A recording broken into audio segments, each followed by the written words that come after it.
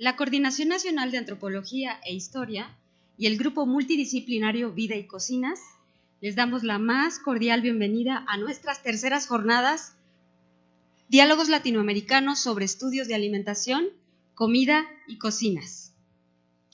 Les pedimos a todos los asistentes que silencien sus celulares durante el evento. También les recordamos que las salidas de emergencia se encuentran a ambos lados del estrado y en caso de ser necesario, desalojar el recinto de manera ordenada.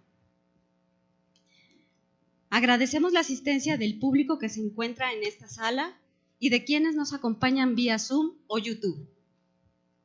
Asimismo, apreciamos la presencia de las autoridades de la Escuela Nacional de Antropología e Historia y de la Dirección de Etnología y Antropología Social de Lina. Mi nombre es Linda Aurora Fajardo Martínez, soy historiadora e integrante del Grupo Vida y Cocinas desde el 2018. Y el día de hoy estamos muy contentos porque estamos celebrando el 10º aniversario de nuestro grupo. Y para ello hemos preparado con mucho cariño un programa de actividades para compartir con ustedes un poco de lo que hacemos en este seminario cada mes. Les invitamos a permanecer en sus lugares porque, al igual que nosotros, no solo conocerán la comida, también la disfrutarán. Comenzamos con un breve video conmemorativo.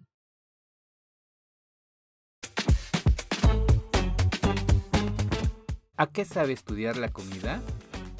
El Grupo de Investigación Interdisciplinaria Vida y Cocinas, una milpa humana. A mediados del año 2014, en la Coordinación Nacional de Antropología de Lina, inició un proyecto colectivo, Cocinas en México, procesos biosociales, históricos y de reproducción cultural, con 4 líneas de investigación. Una de ellas fue coordinada por la doctora Laura Elena Corona de la Peña, quien la tituló Historia Culinaria, procesos culturales a través de la comida. Para poder reunir un equipo de trabajo, abrió una convocatoria de servicio social en la ENA y al publicarla en redes sociales acudieron personas que no buscaban realizar el servicio social, sino que querían desarrollar investigaciones en torno a las cocinas y a la comida con una perspectiva histórico-antropológica. Así se constituyó el Grupo de Investigación Multidisciplinaria Historia Culinaria. Desde entonces y hasta la fecha, la principal actividad del grupo ha sido desarrollar el Seminario Permanente Investigación Histórico-Antropológica de la Comida, Metodología y Heurísticas. A mediados del 2016, el proyecto pasó a la Dirección de Etnología y Antropología Social y el seminario a la ENA. Con esto concluyó una primera etapa en la que participaron 17 personas. Después de reflexionar sobre el perfil y los objetivos del grupo, la doctora Laura Corona y el maestro Leonardo Vega, actuales coordinadores académicos del grupo, decidimos cambiar el nombre a Grupo de Investigación Interdisciplinaria Vida y Cocinas. Con este cambio inició la segunda etapa que continúa hasta la fecha. En total, en las 2 etapas han participado 89 personas de distintas áreas académicas o laborales o con experiencia en el ámbito de las cocinas.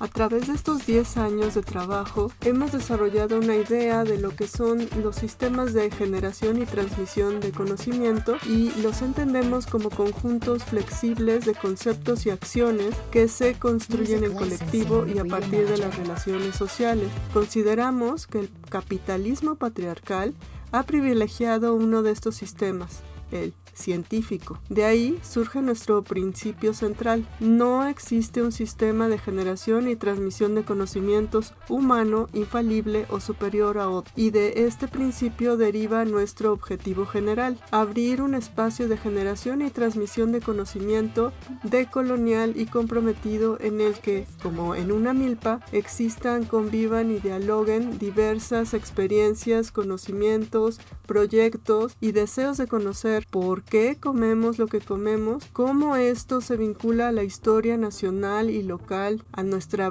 propia historia familiar o personal, para pensar cómo escribir las nuevas páginas de una historia colectiva. Hoy celebramos cada sesión, cada práctica de campo, cada evento, cada curso, este simple deleite de la relación interpersonal con un objetivo compartido, hemos pasado buenas y malas, aprendiendo la importancia de la diversidad. Todo nuestro agradecimiento a quienes han pasado por el seminario, a quienes siguen en él y a quienes llegarán. Gracias también a Lina, a la CENAN, a la ENA y a la DEAS. Gracias a todas y todos por hacer posible esta milpa.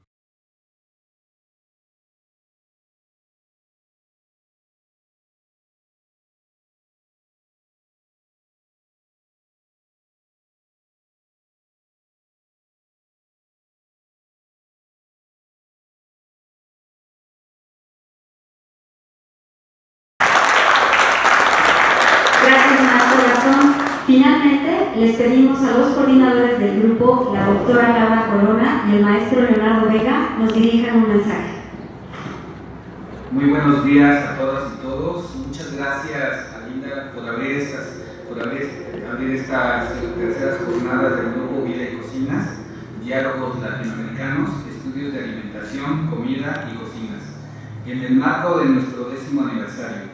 Muchas gracias a las autoridades de la ENA y de la DEAS que nos acompañan por estar aquí y por todo el apoyo que nos han brindado durante todo este tiempo. Gracias a todas y a todos los compañeros de la edición 2024 del Seminario Investigación Histórico-Antropológica de la Comida, Metodología y Heurísticas por hacer posible esta fiesta. Gracias a Alexis Jiménez Añorbe y Magdalena Pérez Palomo por la coordinación logística, a Maraí López Pineda por la coordinación de la muestra gastronómica El Maíz, Alimento de Unión Latinoamericana. También gracias a Maraí por la coordinación de la Expo Meta. Gracias Maraí y Alexis por todo su apoyo y entusiasmo, lo valoramos mucho. Gracias también a Guadalupe Méndez Zavala por coordinar la exposición fotográfica Celebramos 10 años de mirar las cocinas y sus procesos. Gracias a todos los integrantes de los equipos de las coordinaciones. Nuestro agradecimiento a la ENA por los espacios y apoyos, en especial a su titular, el maestro Víctor Acuña Alonso, a la titular de Extensión Académica, doctora Irán Iraíz Rivera González, al titular del Departamento de Educación Continua, el maestro Gastón Macín Pérez, a la doctora Ischel Adriana Cosío Barroso, titular de Difusión Cultural, a Laura Patricia Luna Navarro, que nos ha acompañado y apoyado desde el TEC. También agradecemos a Miguel Ángel Vázquez Jiménez por la museografía y a Rafael Mora Torres de Virgos por todo su apoyo. Agradecemos a la DEAS todo su apoyo, a su titular, la doctora Montserrat Patricia Rebollo Cruz, al subdirector maestro Jorge Octavio Hernández Espejo, a la licenciada Ruth Mendoza Roaro, administradora de nuestro centro de trabajo, que nos acompañó y nos apoyó en todo el proceso, a nuestra querida Beatriz García Arévalo, no la veo ahorita, pero ella nos ha estado apoyando durante varios años en nuestros eventos y está el día de hoy también aquí. A Mariana Rosario García Galicia, titular del Proyecto Integral de Difusión de la DEAS, y a las prestadoras de servicio social que nos brindarán un gran apoyo todo este día. Azul Zipacli Nieto Zaragoza, Andrea Ramírez Campos, María Fernanda Martínez Villegas. Gracias también al señor Juan Cabrera por todo el apoyo que nos brindará hoy. Gracias a los colegas de INA TV por la transmisión en línea. Gracias a Ana María Galicia Zamora, Beatriz Quintana Hinojosa y Enrique Martínez Velázquez. Gracias también a los compañeros de ENA TV por la transmisión. Un saludo y nuestro agradecimiento a nuestra querida Ana Graciela Bedoya Giles, que acompañó al proceso de la exposición fotográfica 2023 y 2024. Gracias a todas las personas que nos acompañan en el auditorio, vía Zoom o YouTube. Saludos especiales a Miriam Gisela Andrade Zurita y Jimena Liga Rodríguez, integrantes de la edición 2024 del seminario, que viajaron desde Ecuador para estar el día de hoy aquí. Y también muchas gracias a los compañeros que vienen de diferentes partes de la República, Adriana del Carmen, que viene de Colima, Alejandro, que viene de San Luis Potosí, Esmeralda, que viene de Oaxaca, y de Mónica de Cuautla, Morelos, en fin, nos estamos reuniendo, como dice Montserrat, en fiesta, ¿verdad? Gracias, Laura y Leonardo. Gracias a todo el presidium.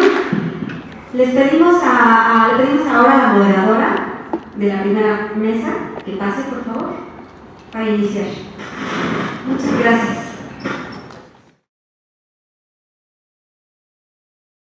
Tengo el gusto de presentar a una de nuestras colegas del grupo Vida y Cocinas, Gabriela Pérez Hernández.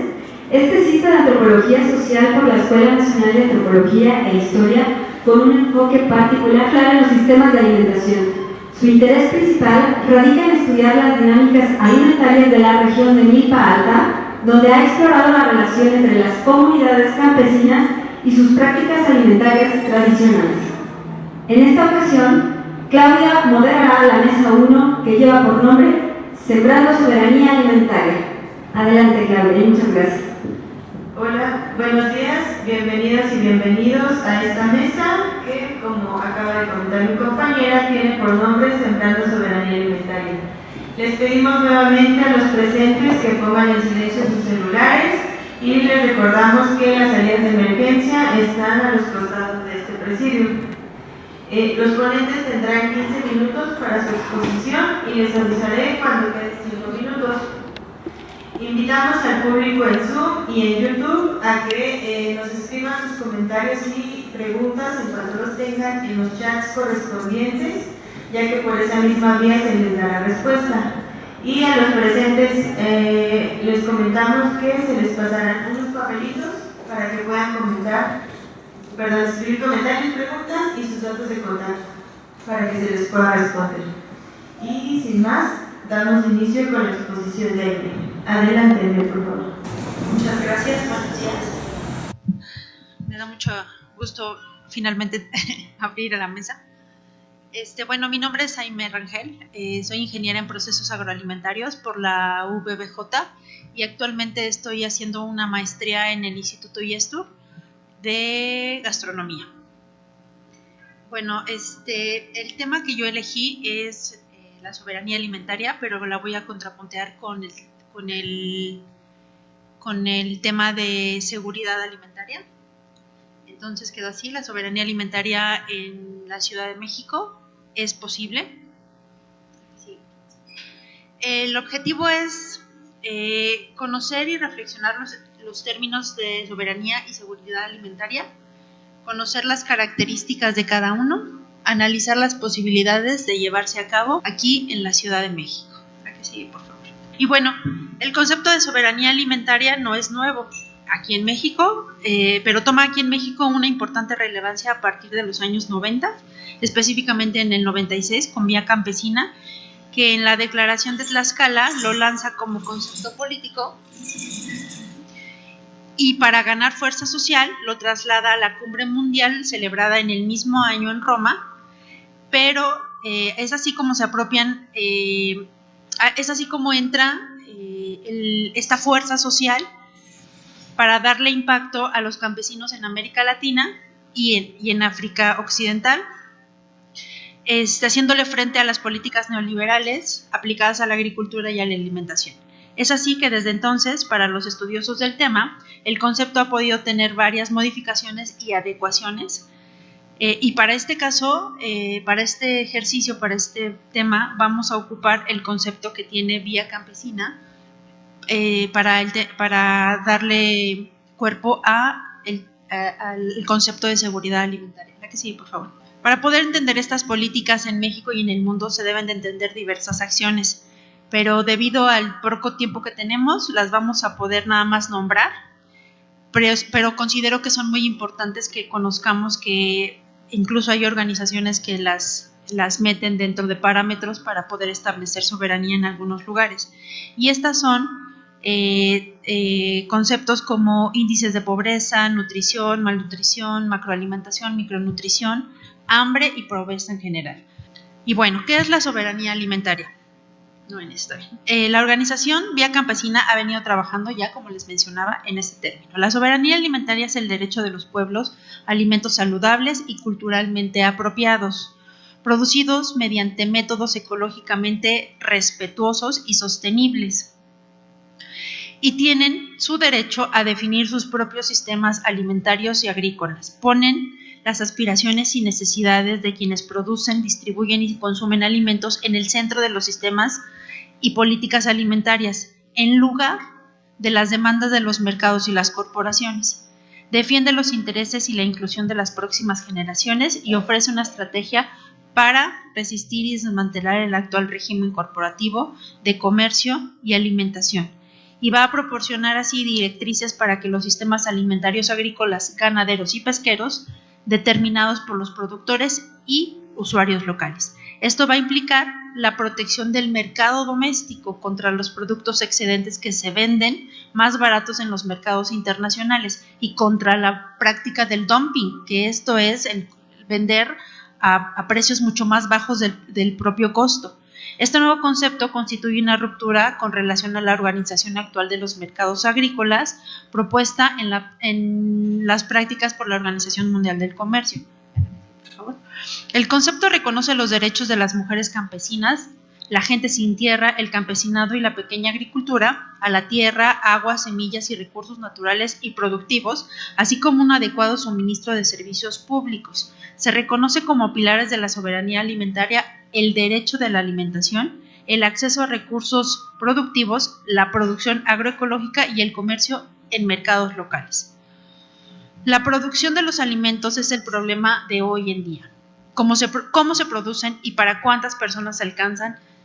Sin meternos en políticas y estadísticas o números, sabemos que el tema es cómo pretendemos darle de comer a las futuras generaciones si estamos acabando con los recursos para lograr esto.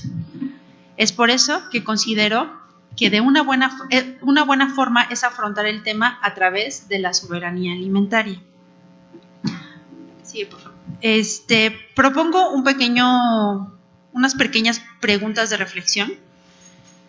¿Será que realmente buscamos erradicar pobreza? Eso es lo que estamos buscando con estos términos de seguridad y soberanía alimentaria.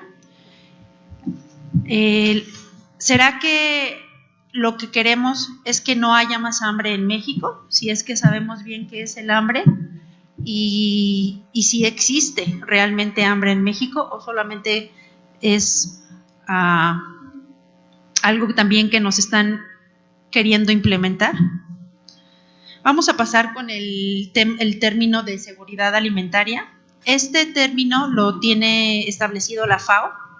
La seguridad alimentaria existe cuando todas las personas tienen acceso en todo momento, todas las personas tienen en todo momento acceso físico, social y económico a alimentos suficientes, inocuos y nutritivos que satisfacen sus necesidades energéticas diarias y preferencias alimentarias para llevar una vida activa y sana. La definición plantea 4 dimensiones primordiales. Una de ellas es la disponibilidad física de los alimentos. La seguridad alimentaria aborda la parte correspondiente a la oferta dentro de la seguridad alimentaria y en función del nivel de la producción de alimentos, los niveles de las existencias y el comercio honesto.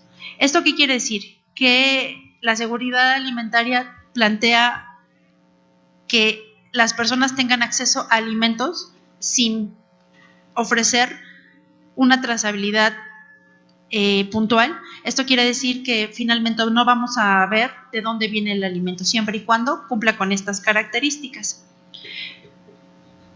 Entonces, en este discurso de poder prevalece el concepto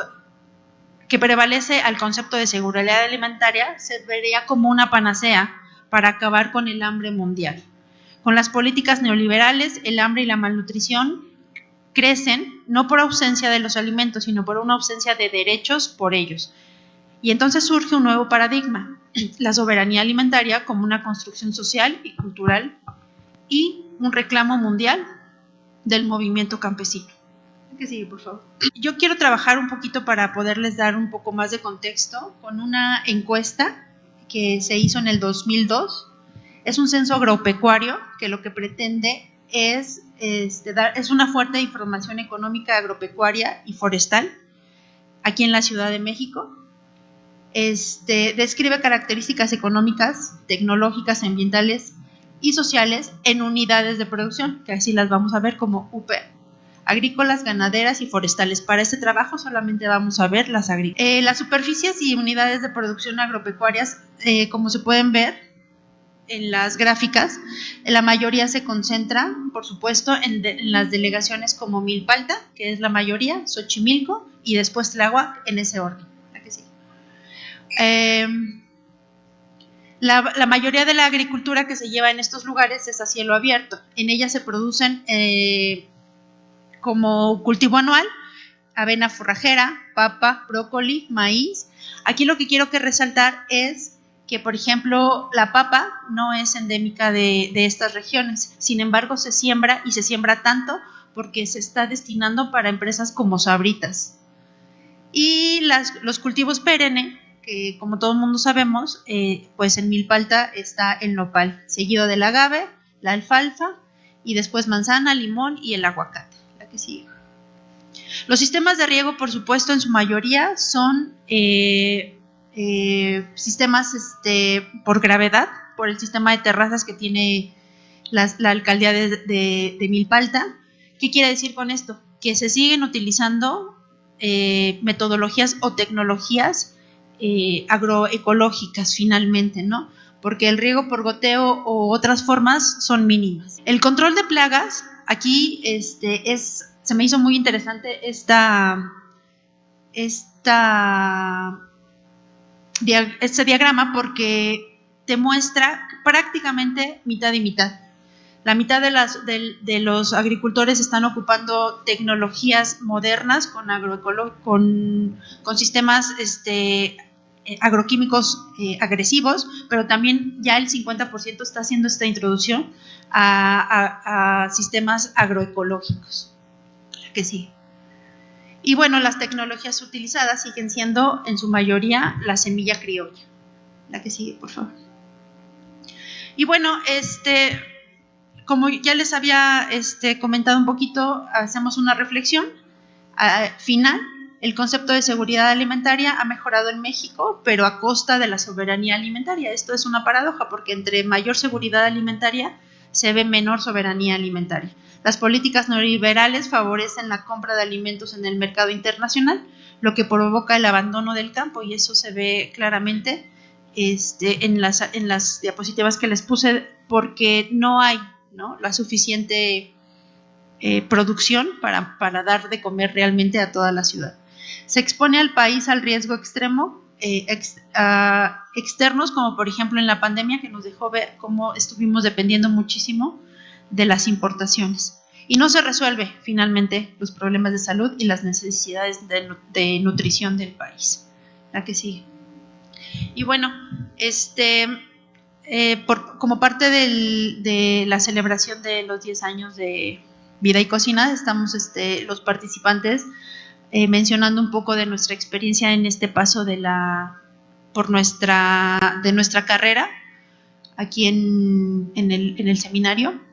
Y yo quisiera agradecer mucho a Laura y a Leo. Leo es como muy nuevo, pero Laura es con la que he trabajado muchísimo más.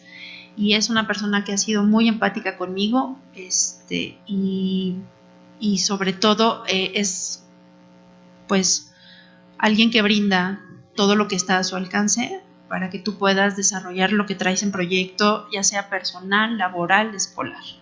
Muchísimas gracias.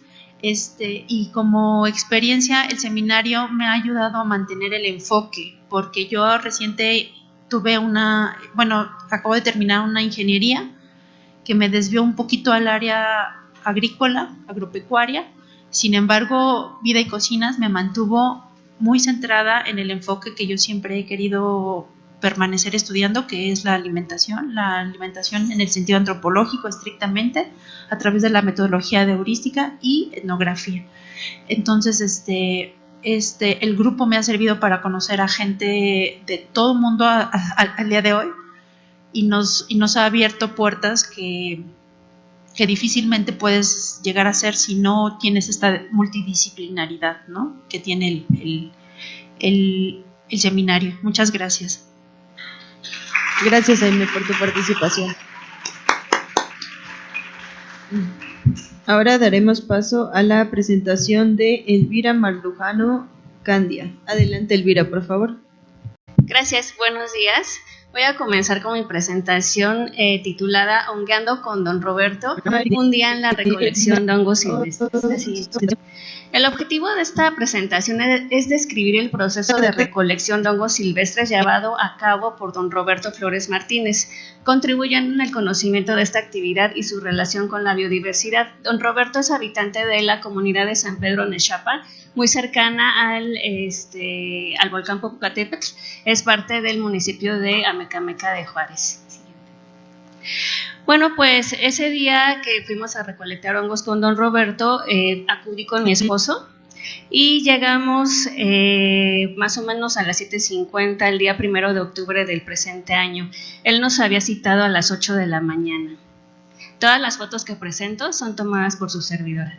Llegamos ya desayunados, ya que comúnmente nos han comentado en el pueblo que sus actividades las realizan en ayunas o con tan solo un té de hojas de guayaba o de canela y a veces un pan. Pero resulta que don Roberto sí desayuna antes de salir de casa. En esta ocasión, el desayuno fue un mole verde con hongos silvestres llamados xochilillos, tortillas hechas a mano y café negro con azúcar.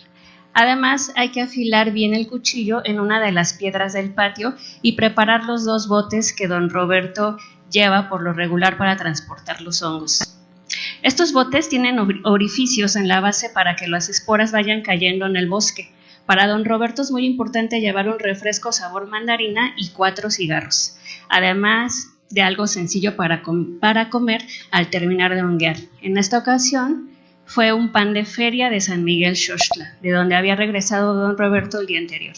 A él le gusta fumar en el bosque porque le parece que allá huele muy bien el cigarro. Cuando no va al bosque solo fuma un cigarrillo al día.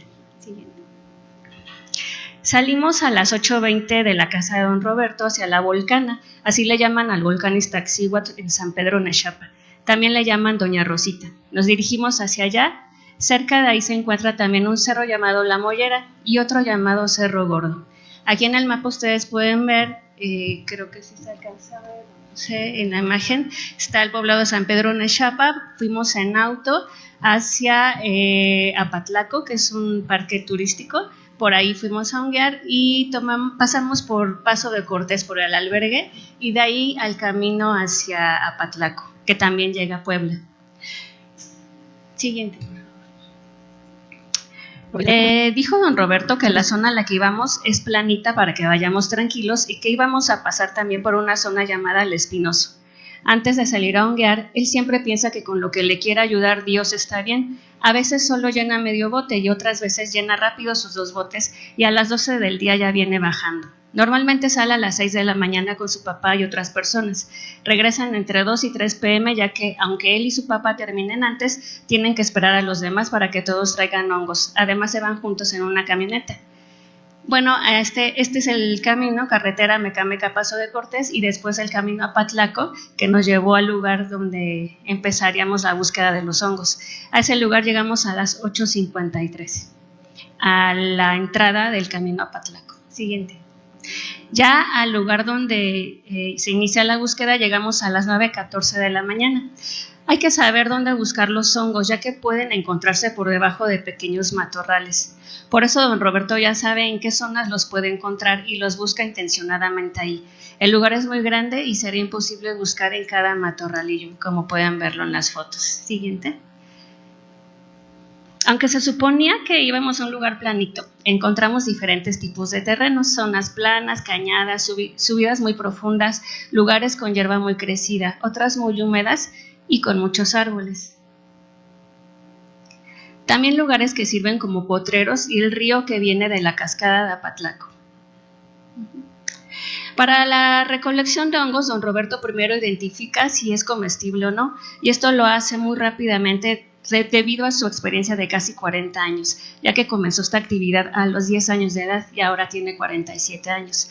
Ya identificado el hongo, se limpia, haciendo a un lado las hierbas que lo rodean. Luego se prepara para el corte, identificando qué tan larga tiene la patita. Se corta dejando la base enterrada para que ahí vuelva a darse otro hongo. Don Roberto tapa con tierra la base del hongo que quedó enterrada para que los otros hongueros y hongueras no vean que ahí encontró, para volver posteriormente al mismo lugar con la certeza de encontrar más hongos. Dice don Roberto que hay que tener ojos de águila para poder encontrar a los honguitos desde lejos y así recolectar con más rapidez. Como tal vez puedan observar en la foto más grande, la primera foto, allá a lo lejos se ve un honguito. Nosotros no lo alcanzábamos a ver, pero don Roberto rápidamente lo identificó y subió a cortarlo. La siguiente. En esa ocasión, don Roberto encontró 6 tipos de hongos comestibles. Les menciono de la derecha las de arriba y luego las de abajo. Sería el hongo xochilillo, después el hongo chilpán, el hongo mazayel, el hongo escobetilla, el hongo yemita y el hongo Juan Diego. Siguiente. Cada hongo comestible tiene su par venenoso. Por ejemplo, el hongo rojo que ven ahí es el par venenoso del llamado hongo yemita o ahuevado. Pero hay algunos hongos que son tóxicos que no tienen su par comestible, como por ejemplo los pajaritos o los niños santos, que también se ven aquí en una de las fotos. La siguiente. A veces se dificulta un poco la recolección de hongos silvestres. Don Roberto nos llevó a un lugar en donde ya es propiedad privada, pero los dueños no viven ahí. Está cercado y se pueden observar muchos hongos de los que llaman gachupines. Son unos hongos negritos que se ven en la primera foto, tal vez los alcancen a ver. Una vez estaban los dueños y dejaron pasar a don Roberto y a su esposa doña Elba. Ahí llenaron en ese terreno sus 2 botes y no tuvieron que buscar más. Ese día doña Elba les preparó un poco de esos hongos a los dueños de la casa y les gustaron mucho. También nos encontramos con algunos terrenos cercados, ya que algunos ejidatarios han comentado que ya no quieren que los hongueros busquen en sus tierras porque creen que les han matado ganado. Pero los hongueros abren las rejas y siguen pasando a buscar, así como don Roberto lo hizo en esa ocasión. Don Roberto pensaba que no iba a encontrar otras personas hongueando ese día, ya que era martes y la mayoría de las hongueras y hongueros van los miércoles, ya que el miércoles acuden al pueblo los señores que les compran los hongos. Don Roberto piensa que estos señores son revendedores. En cierto momento, don Roberto nos pidió que lo esperáramos, ya que iba a subir rápido a buscar hongos en sus chambas. Así le llama a ciertos lugares que él ya tiene identificados y que cuida, y ahí siempre encuentra hongos. A partir de ese lugar donde lo esperamos comienza la zona llamada El Espinoso, ya que está lleno de plantas que tienen una especie de frutos llenos de espinas, como el que pueden ver en la foto, y se pegan en la ropa. Siguiente. Por eso es mejor llevar ropa de mezclilla o de material repelente, donde don Roberto lo sabe, pero a veces lleva cualquier ropa y aprovecha para sentarse un rato, descansar y quitarse esas espinas. Volvimos finalmente al punto inicial donde se encuentra el río de Apatlaco. En el camino de regreso, don Roberto continuó recolectando hongos. Y bueno, así es como se fueron llenando los botes. 9:40, esos fueron 2 botes, uno amarillo y uno blanco. Entonces ahí vemos cómo a través de las horas va llenando poco a poco sus botecitos y hasta las 12:43 comenzó a llenar el bote blanco. El siguiente, por favor. A la 1:45 el bote amarillo ya estaba lleno y el otro quedó a 3/4 partes. Nos sentamos un rato a comer el pan que don Roberto llevó, mientras el cielo se nublaba y comenzaba a chispear. Terminando de comer el pan, volvimos a casa de don Roberto. Siguiente. Bueno, para finalizar, quiero comentarles que don Roberto disfruta su actividad como honguero y se siente muy orgulloso de ser uno de los mejores. Casi siempre encuentra más que todos porque dice que él ya sabe cómo y dónde buscar. Además, le gusta admirar los paisajes del lugar. Y aunque pueden encontrarse víboras de cascabel y otros reptiles llamados escorpiones que son más venenosos que las víboras de cascabel, para don Roberto ese no es ningún problema. Dice que no hace nada y nunca ha tenido malas experiencias al respecto. Y bueno, la recolección de hongos silvestres para don Roberto es muy importante y es parte de su cultura alimentaria y la de su familia, además también de los pobladores de San Pedro Nechapa. Además de esta actividad obtienen recursos de esta actividad, obtienen recursos económicos y también preparan platillos tradicionales para su autoconsumo. A veces los hongos que trae don Roberto los dividen, algunos los separan para su consumo, otros los separan incluso para la venta en Navidad, los ponen a secar y llevan platillos de hongos silvestres en diciembre, que es la venta de los árboles de Navidad, donde hay muchísima gente que los puede consumir. Y don Roberto valora mucho su actividad como honguero, disfruta salir, caminar, observar los paisajes y le enseña a otros su actividad. Tiene compañeros, habitantes también del pueblo, que le piden que les enseñe su actividad para honguear. Y bueno, finalmente, ¿qué me ha aportado este seminario? Para mí este seminario ha sido un espacio muy importante, ya que dialogamos, compartimos, discutimos y reflexionamos acerca de la alimentación. Bueno, para mí es importante todo este acercamiento como nutrióloga, como consumidora y como mexicana, ya que en el sector salud, en el sector salud, que es donde trabajo, estamos apoyando el volver a retomar esta alimentación tradicional, los ingredientes y los alimentos propios de nuestra cultura. Y bueno, entender que la alimentación es un acto social y que está determinado por diversos elementos que lo complejizan para su estudio, pero que a la vez lo enriquecen. Muchas gracias.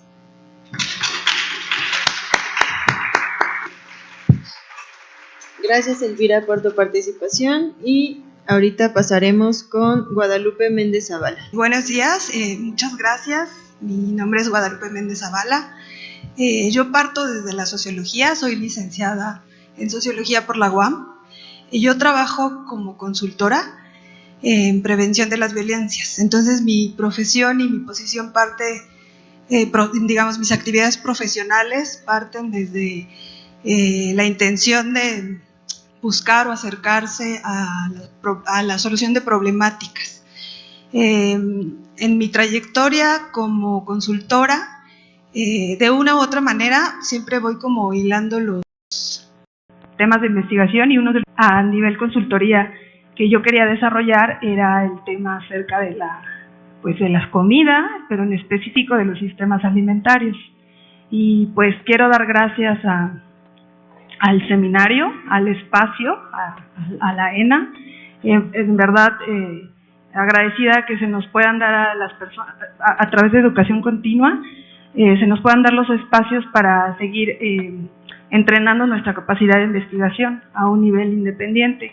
El trabajo que estoy realizando parte también de del trabajo autofinanciado, y pues eso también me parece muy importante porque he tenido la posibilidad y la libertad de dedicarle tiempo a mis experiencias de campo que inicié con Vida y Cocina. Entonces, vamos a iniciar. Mi ponencia, Mujeres Sembrando Soberanía, pues les estoy hilando las experiencias de campo, las experiencias de vida que tuve a partir del año 2021 hasta el 2024, porque todavía he seguido trabajando en el específico con la trayectoria de 3 mujeres muy importantes que han atravesado pues mi perspectiva de vida y de investigación. El tema que exploré durante mi experiencia en el seminario es las mujeres y su relación con la soberanía alimentaria, desde el trabajo en la milpa, el huerto y la cocina, a partir de mi experiencia de investigación, acción participativa, en 3 experiencias en la Ciudad de México. El trabajo y las experiencias de vida y de campo que he hecho están situadas en la Ciudad de México en 3 puntos. El primero es con Higinia Guzmán, en el pueblo de San Mateo Tlaltenango, en Coajimalpa. El segundo con Katia Leite, en San Francisco Tlaltenco, Tláhuac. Y el tercero, que voy a comentar hoy un poco más, es Rosalba Jiménez Tello, en la Colonia del Gas, en Azcapotzalco. El punto Azcapotzalco es el punto donde es mi punto de origen. Entonces, una de las perspectivas que aprendí también al involucrarme, al trabajar con los profesores en el seminario, es el involucramiento en mi área local. Entonces, por eso les comentaba yo mi enfoque sobre ir atendiendo distintas situaciones problemáticas, y en este caso también al cerrar esta presentación, en el caso de Rosa Tello, con el Huerto Azcapo, es irme posicionando en un espacio que me atañe, que me toca la entraña y que me toca la acción y que me toca mi propia historia de vida. La siguiente, por favor, muchas gracias. La pregunta general grande, me agradezco también las exposiciones anteriores, porque efectivamente ahora somos interdisciplinarios, nos vamos nutriendo entre las perspectivas. Me parece que el conocimiento se construye desde diversas maneras, desde los saberes campesinos, desde las intuiciones de investigación, hasta los grandes proyectos que han escalado hasta maestrías y doctorados, que lo hemos visto en el seminario y que también nos enriquecen de una manera muy horizontal. Entonces, la gran pregunta es cómo se construye la soberanía alimentaria desde el trabajo de las mujeres. Después pensaríamos, esa es la gran pregunta, ¿cómo se construyen ellas, Higinia, Katia, Rosa, la soberanía alimentaria? ¿Cómo la construyen? Y la tercera, que gracias a los comentarios me he quedado reflexionando, ¿no? Y voy diciendo cómo avanzo y cómo voy estructurando también un proyecto a que pueda crecer. ¿Cuáles son los alimentos representativos de su soberanía, de ellas? Entonces, pasamos a la siguiente. Para hablar del tema de mujeres, inicié con inquietudes muy desde los movimientos sociales y también desde los posicionamientos personales. Entonces, es muy interesante cómo las prenociones o los intereses de la inquietud, una inquietud puede ser emocional, que puede desarrollarse hasta una gran pregunta de investigación. Entonces, para hablar de las mujeres, en esta experiencia de campo, a través de involucrarme activamente con la investigación de acción participativa, fui desarrollando dudas sobre cómo hablar de las mujeres. Y eso fue algo que me ha costado, digamos, inversión y tiempo en cursos, en autoras e incluso en posicionamientos políticos que conciernen al tema de mujeres. Y encontré y he podido como sentirme identificada con el trabajo de la maestra Marta Patricia Castañeda, que ella ha desarrollado el trabajo de la soberanía alimentaria y de las clases campesinas enfocado a las mujeres. Las mujeres como un posicionamiento aún relacionado a su género, y con género lo voy a definir aquí, voy a partir retomando a la maestra Marta Patricia Castañeda. Marco el año 2015 porque yo, pues como ustedes ven, de 2015 a 2024, ahí hemos tenido como un avance en líneas de trabajo, que podríamos hablar ahora hasta de los ecofeminismos, los feminismos decoloniales, los feminismos indígenas, y es algo que yo he ido aprendiendo en la práctica con las propias compañeras, con Higinia, con Katia, con Rosa. Pero estamos aprendiendo en un seminario, entonces era importante tener también la genealogía de las investigadoras. Y entonces Marta Patricia Castañeda dice, para ella la soberanía alimentaria es una aspiración y forma parte de las agendas políticas de las mujeres organizadas, entre ellas las mujeres afro y las mujeres indígenas, principalmente. Si volvemos un poco a mi localización, les decía yo, estoy planteando esta investigación muy local, ¿no?, en la Ciudad de México y en mi entorno inmediato. Entonces, para ella el país perdió su soberanía hace varias décadas. Entonces, la soberanía alimentaria, desde su perspectiva, desde lo que ella ha desarrollado, no existe, ¿no? O sea, se nos fue arrancada, llevamos como 40 años sin ella y solo es una aspiración. Entonces, sin embargo, en este desmembramiento de la soberanía, en esta ruptura, dice, ¿qué papel están desempeñando las mujeres en la conservación y reproducción de las sociedades campesinas? Se pregunta ella. Y entonces recurre a la asociación del género, de las mujeres y de la alimentación para irlo desarrollando.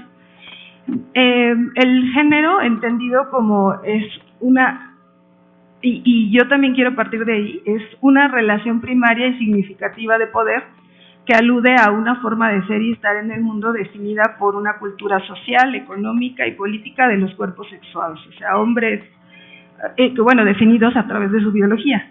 En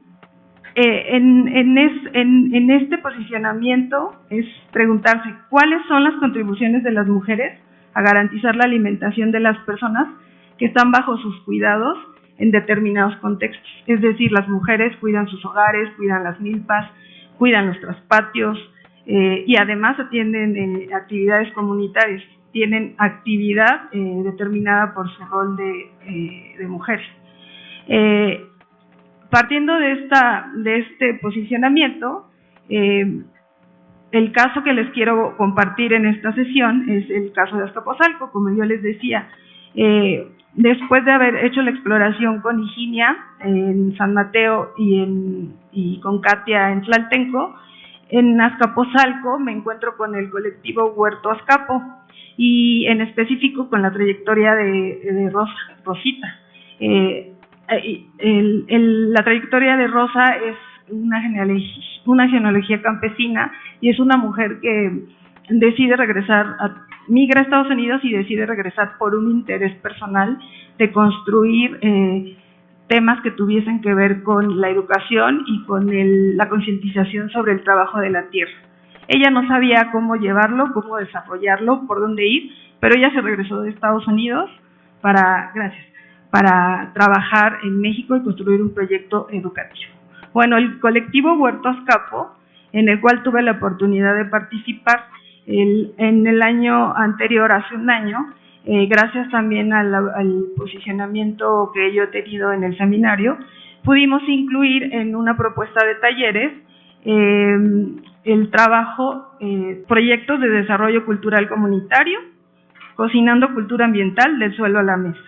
Entonces, ahorita lo pasamos, espérate, que déjame ahí tantito. Entonces, como resultado de ese taller, ellas, y se logró construir, yo facilité talleres, pero ellas estaban trabajando con la siembra, con la tierra, con el trabajo, digamos, agroecológico, con el trabajo desde la agroecología, y a través de mi presencia fue empezar a hacer calentar ese tecuil, ese fogón, y empezar a también ir desarrollando la importancia de las cocinas.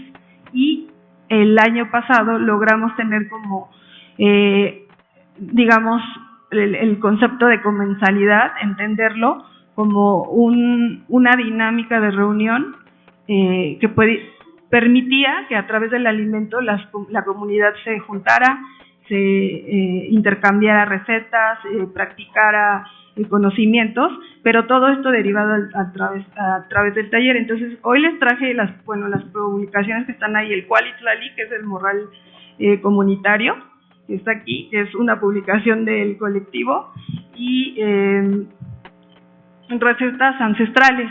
En específico, pues aprovechando justamente el micrófono, agradecer a Adriana Araujo este trabajo que hace inspirada en los talleres y en la intención también de desarrollar un homenaje a su abuela.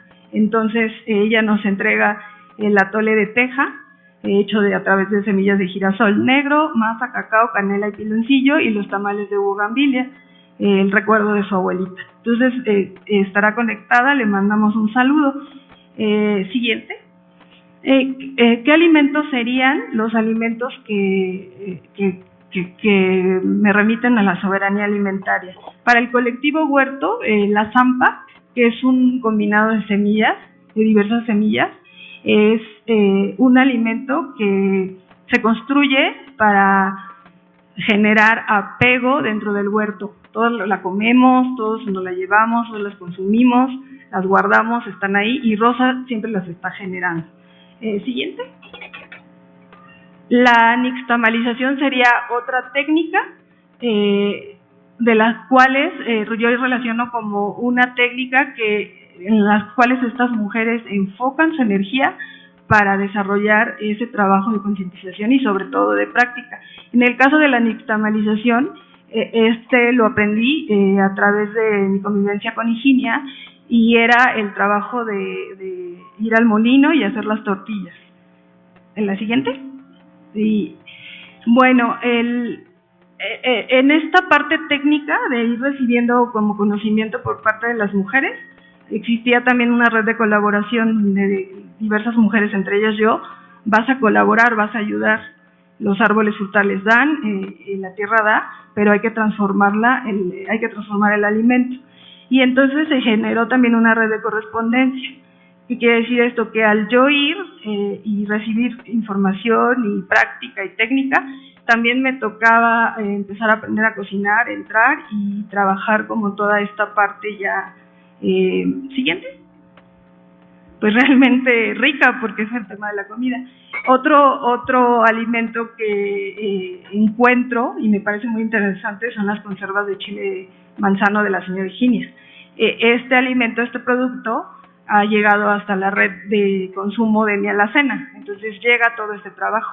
El siguiente, los tamales de Judas, que es un trabajo que se hace por recopilar y hacer retomar el calendario ritual de Tlaltenco y poderlo practicarlo. Y bueno, pues cerramos en el siguiente. Lo que yo les decía, el trabajo está ubicado en Ciudad de México y el desplazamiento implicó poniente, suroriente y norte. Y cierro con, pues, tuve 15 minutos, entonces, pues, Mujeres Sembrando Soberanía son 3 retratos. Ellas, mis interlocutoras, son una red de colaboración. Y pues darles gracias a ustedes por su atención. Y aquí dejo mi correo para empezar a hacer talleres de estudio sobre las temáticas de mujeres y la soberanía alimentaria y las cocinas. Muchas gracias. Gracias, Lupita. Y gracias por... Y en esta ocasión vamos a dar paso a la última ponencia de esta mesa con María Alejandra Elizabeth Olvera Carvajal, quien nos acompaña en Zoom. Bueno, pues, híjole, qué gusto estar por acá.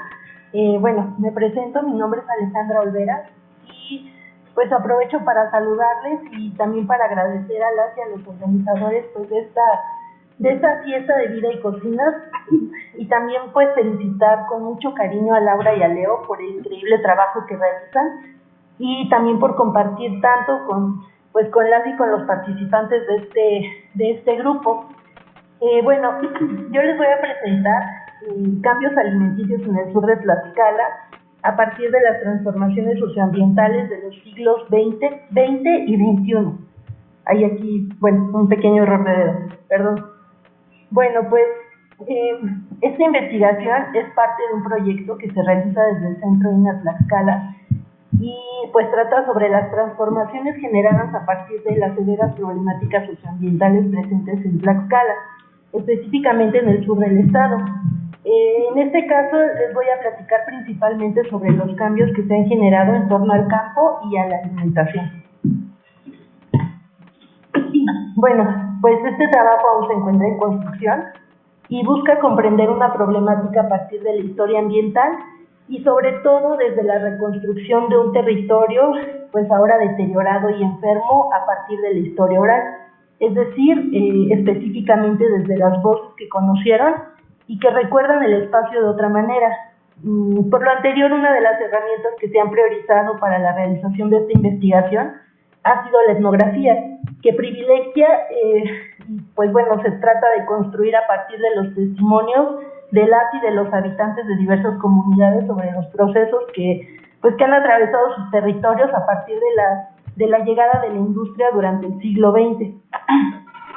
Bueno, pues quisiera pues aclararles que me hubiera gustado mucho agregar pues múltiples ejemplos específicos sobre los alimentos que se preparaban y que han dejado de elaborarse en la región y que bueno, debido a la desaparición y destrucción de los ecosistemas pues ya no es lo mismo, ¿no? En esta ocasión me pareció también importante poder hablar sobre los procesos llamémosle macro de transformación y pues que en muchas ocasiones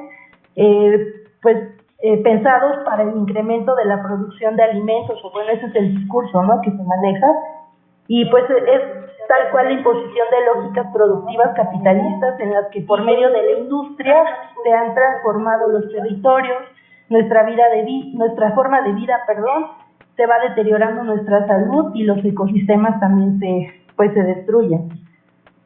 Bueno, esta fotografía a mí me gusta mucho porque pues de alguna manera ilustra cómo, pero sobre todo cuánto ha cambiado el paisaje en el sur de Tlaxcala. ¿Sí? Existen registros históricos sobre los antiguos humedales que existieron en esta región, específicamente en la cuenca de los ríos Atoyac-Zahuapan, en donde se sabe que existió pues ocupación humana incluso desde tiempos prehistóricos. Pues Alba González Jacome, en su libro Humedales en el suroeste de Tlaxcala, cita a Abascal y a García Cook, quienes mencionan que en la región habitaron grupos humanos que se establecían estacionalmente y que utilizaban los ríos, lagunas y zonas pantanosos para la caza, la pesca y la recolección.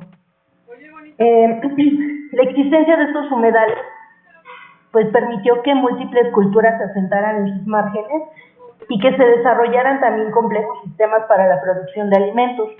De esta manera, el sur de Tlaxcala se convirtió en un espacio rico no solo por los pueblos que se asentaron en este territorio, sino también por las prácticas y los conocimientos que se generaron en torno a un ambiente lacustre. Bueno, aquí pues quisiera hacer un breve paréntesis para explicar de manera breve qué es un humedal. Bueno, se trata de un ecosistema, digamos que intermedio entre las zonas acuáticas y las zonas terrestres, en donde el agua ha permanecido tanto tiempo que se va modificando la naturaleza de los suelos, lo que va permitiendo la existencia de importantes comunidades de microorganismos, de fauna y de flora. Estos espacios se caracterizan por tener suelos con dificultad de drenaje y que además pues son importantes también por su la gran biodiversidad que albergan y también pues por permitir la recarga de los mantos acuíferos. Y bueno, en la zona sur de Tlaxcala estos humedales abarcaron grandes extensiones y se distribuían en los municipios de Tepetitla de Lardizábal, Nativitas, Tepeyanco, Tetlatlauca, Tlaxcala, Zacatelco, Ixtacuixtla, Panotla y Xicotzingo. Bueno, una de las características de estos ecosistemas es que disminuyen, o bueno, más bien se retraen, digamos, en tiempos de secas, y que se favorecen más bien por las inundaciones y la recarga de cuerpos de agua durante las lluvias, por lo que las comunidades que habitaron estos espacios practicaban lo que Ángel Paler llama agricultura de pantano, que es básicamente la siembra de la milpa y de diversos cultivos en temporadas de secas, elevando a zonas más altas o manteniendo en pausa los cultivos durante las lluvias cuando los terrenos se inundaban. A estos humedales, pues, también perteneció la ahora extinta Laguna del Rosario y la Laguna de Acuitlapilco. Bueno, en el caso de la Laguna del Rosario, esta se localizaba en el municipio de Santa Ana, Nopalucan, y las comunidades de Santa Inés de Coexcomac y San Vicente Xiloxochitla, en Nativitas. Algunos documentos pues mencionan que esta laguna comenzó a desecarse en 1886 y que desapareció por completo en la década de 1930. Sin embargo, en la actualidad muchos adultos tienen presente el espacio físico en donde se ubicaba este cuerpo de agua, pues recuerdan que durante su infancia y su juventud aún se anegaba, por lo que se realizaba un manejo de estas inundaciones con la creación de canales o zanjas que permitían que se acumulara el agua para liberarla en temporada de secas para los cultivos. Y bueno, además en estas zanjas pues era posible aprovechar ciertos recursos como peces, arcosiles y el tule. Y bueno, como les mencionaba antes, también parte de estas ciénegas pues es la Laguna de Acuitlapilco, que se encuentra a las faldas de la montaña Matlalcueyes y que colinda con los municipios de Tlaxcala, Tepeyanco y Xiloxochtla. Históricamente, esta laguna ha permitido la subsistencia de las comunidades que se han asentado en sus márgenes. En las orillas de la laguna se han desarrollado importantes sistemas agrícolas entre el 1200 y el 600 antes de nuestra era, que se beneficiaban de sus aguas y de su humedad en las épocas de sequía. Y bueno, el propio Diego Muñoz Camargo la describía como una laguna muy honda de agua dulce que tenía más de 1,5 leguas de circuito, además de ser una laguna muy agradable en la que por toda su ribera iba poblada de indios, maizales, frutales, cochinillas y otras arboledas de mucha frescura. y de la que se podían aprovechar gran cantidad de elementos como peces, juncia y espadañas, así como pescadillos a manera de lagartillos negros y sin escamas que los naturales llamaban axol. Perdón. Bueno, la fauna acuática pues ha sido muy importante para satisfacer las necesidades alimenticias de las comunidades aledañas a la laguna. Se tiene registro del consumo de acuafiles, patempolocato y charales que se cocinaban en una hoja de maíz en forma de tamal. Se sabe que la pesca pues fue una actividad importante hasta antes de 1950, cuando había pescado blanco. En la actualidad todos los registros de peces que se tienen en la laguna son de especies exóticas introducidas.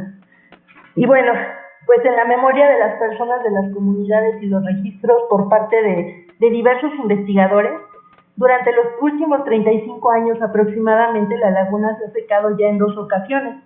La primera en el 94 y la segunda en el 2004.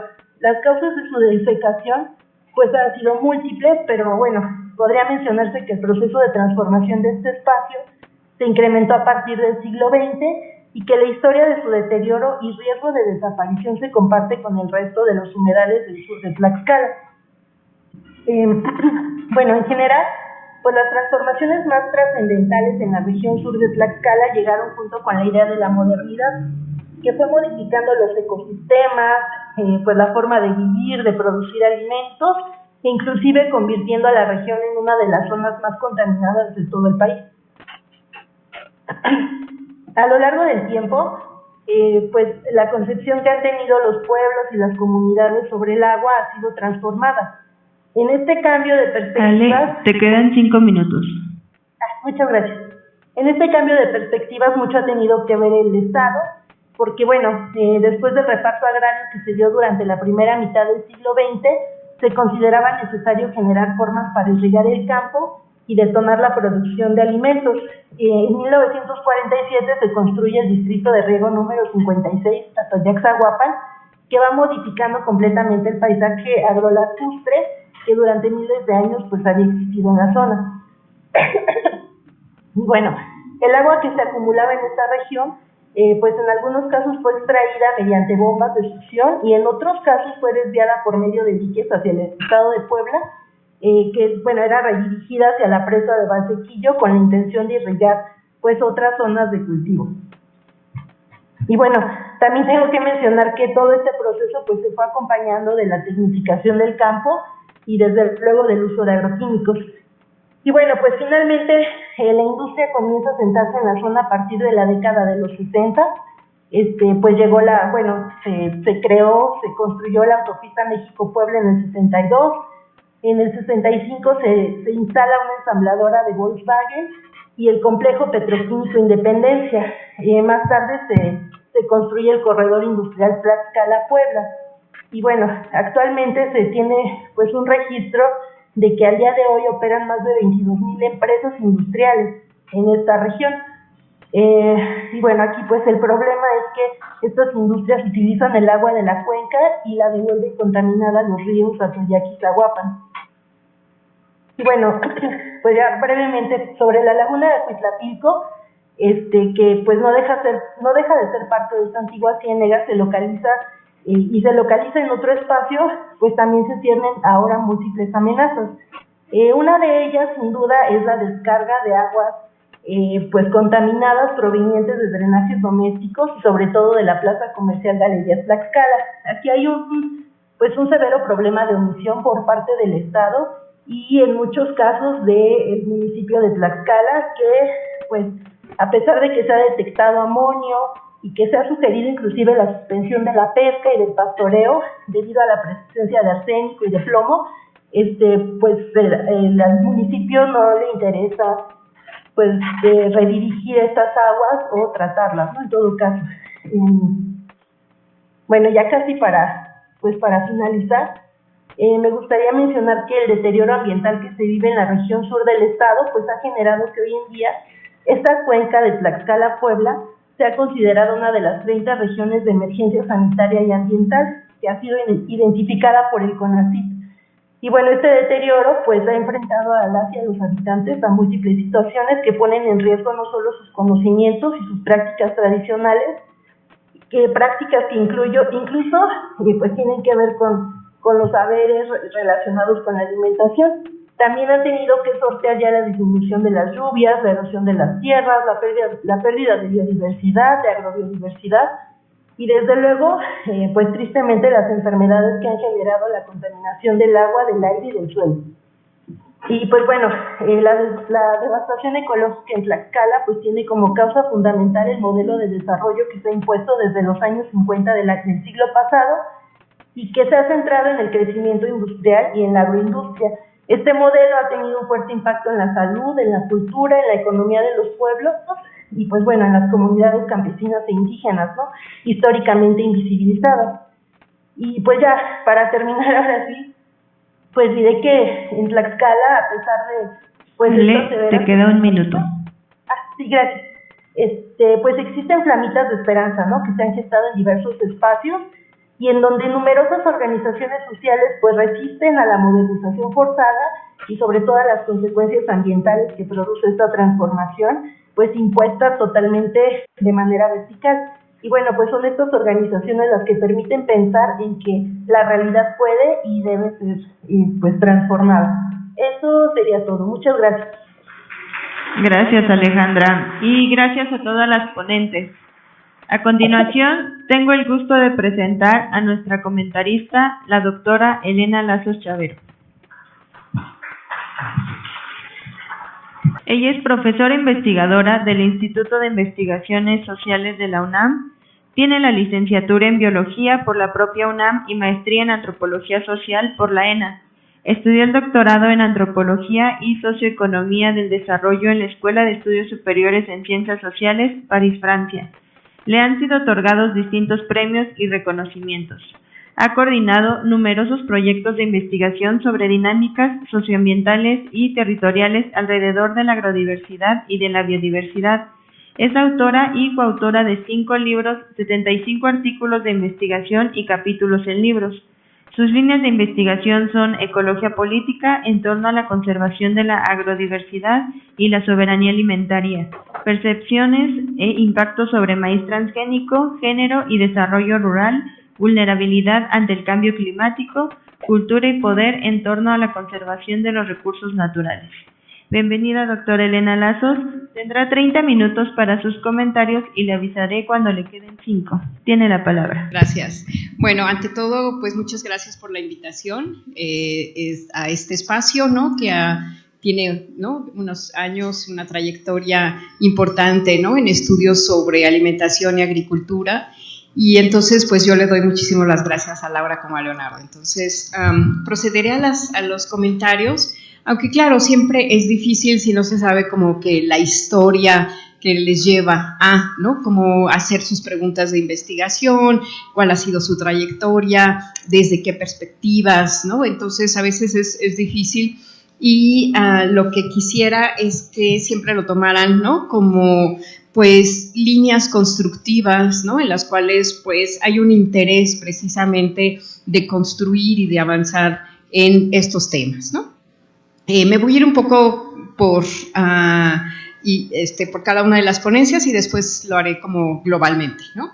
En la primera ponencia de AIME sobre soberanía alimentaria en la Ciudad de México, pues toca procesos y puntos muy importantes, ¿no? O sea, primero tendríamos que preguntarnos no solamente por la definición de soberanía alimentaria, sino qué significa hablar de soberanía alimentaria y qué significa de seguridad alimentaria, ¿no? Entonces son procesos políticos distintos, ¿no?, que llevan a hablar de la soberanía alimentaria y es una construcción política, pero no hay que tratar como de decir, ¿no?, están en esa soberanía o no, porque se hace difícil, ¿no? Es decir, hay procesos y hay pilares que construyen esa soberanía alimentaria, ¿no? El acceso a la tierra, ¿no? Por ejemplo, ¿cómo es el acceso a la tierra? ¿Es el minifundismo? ¿Es el rentismo? ¿Es qué estamos hablando cuando hablamos de soberanía alimentaria? Tenemos que preguntarnos sobre qué pasa con la tierra, ¿Qué pasa, ¿no?, con los productores, con el tipo de campesinos? ¿Son grandes productores, son medianos, son pequeños? Son todo lo que decimos, ¿no?, que es un campesino de un vaivén entre lo rural, lo urbano, mil usos, ¿no?, en el sentido de cómo circulan entre la agricultura, pero también entre toda la parte de las ciudades, ¿no?, inclusive que son migrantes de largo plazo, migrantes de corto plazo. Entonces tenemos que entender, pues, cómo definimos entonces a los o a las productoras, ¿no? Donde muchos y en la penúltima ponencia hablaban más sobre todo el papel de las mujeres en la agricultura. Entonces tendríamos que estarnos preguntando quiénes son los quienes están haciendo esa producción y cómo se está haciendo, ¿no? Entonces luego pasamos a toda la parte de la infraestructura, de la tecnología, y empezamos a preguntar sobre qué tanta soberanía tienen en cada uno de los procesos. Es decir, cuando tenemos una dependencia en las semillas, ¿podemos hablar de soberanía alimentaria o no? ¿O realmente están haciendo sus almácigos de sus propias semillas o no? ¿O hay toda la compra de las semillas? ¿No? Nos mencionaron la papa. Sí, la papa es no solamente porque sea no para falta de origen de México, sino todo lo que conlleva, ¿no?, la papa como un sistema industrializado comercial, ¿no?, dentro de la agricultura, pero comercial e industrial, que está satisfaciendo a una industria alimentaria como es Sabritas, ¿no? Entonces ahí tendríamos que cuestionarnos, ¿podemos hablar ahí de seguridad, de soberanía alimentaria o de una dependencia alimentaria completamente a los procesos y a las reglas que imponen, ¿no?, este tipo de industrias agroalimentarias? Entonces cada uno de los procesos nos tendremos que cuestionar qué tipo de infraestructura, qué tipo de semillas están utilizando, qué tipo de agroquímicos o no agroquímicos, o si están, ¿no?, en unas vías de tornarse hacia la agroecología.